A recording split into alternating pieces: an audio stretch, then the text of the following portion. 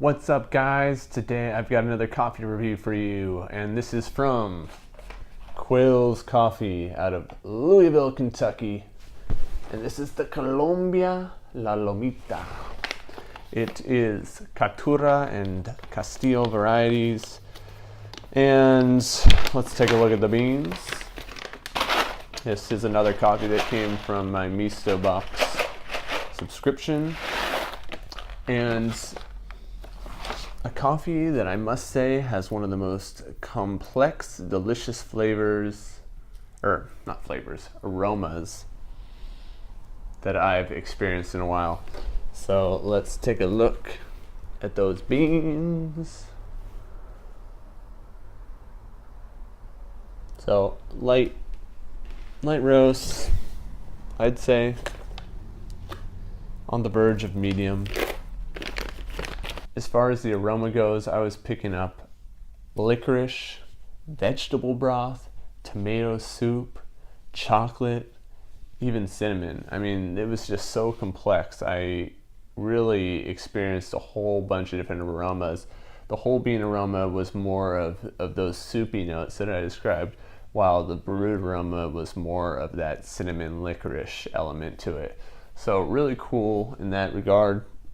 The taste itself, that cinnamon carried over into the flavor, and it also had a very cola, like, I don't want to say what brand, but it had a very cola-esque flavor. So that was cool, something unique for sure. Quills themselves labeled this as passion fruit, caramel, and pineapple. If anything, I would say that the caramel would be closest to something that I got. It was a very difficult to put your finger on type of taste the first few times I brewed this, but as the coffee aged, I think, and then once I dialed in on my parameters a bit more, the flavors came out more.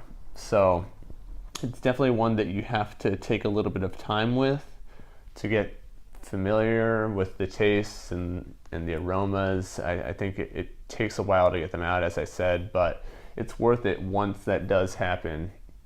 Really full-bodied and syrupy coffee, even when I brewed with methods like the V60 and the Chemex. So the La Lomita here was grown by two neighboring brothers in the Acevedo microregion of the Huila department, which is a very popular coffee growing region. If you've seen some of my other reviews, I've reviewed other Colombian coffees that were grown in that very large region, but this is the first from Acevedo, and that's pretty cool that you have a family business and two separate farms that are right next to each other. That seems like it would be a fun experience, although I know nothing about growing coffee, so who am I to say?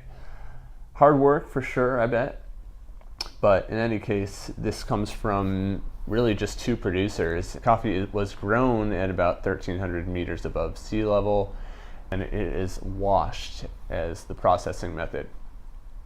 So overall, I would say that this is a nice, solid option if you're accustomed to pretty typical coffee flavor notes. They're definitely in there, but it also has something a little bit unique. It's not super acidic. It's more of those nutty, earthy, and like I said, cola, licorice. Those were some interesting notes that appeared in there. So if you're looking for a unique coffee, then this will definitely do the job. I imagine it does quite well through immersion methods, but I pretty much exclusively stuck to V60 here. So pour over was really good with this one, and AeroPress was pretty decent too. So yeah, that's Quills, the Colombia La Lomita.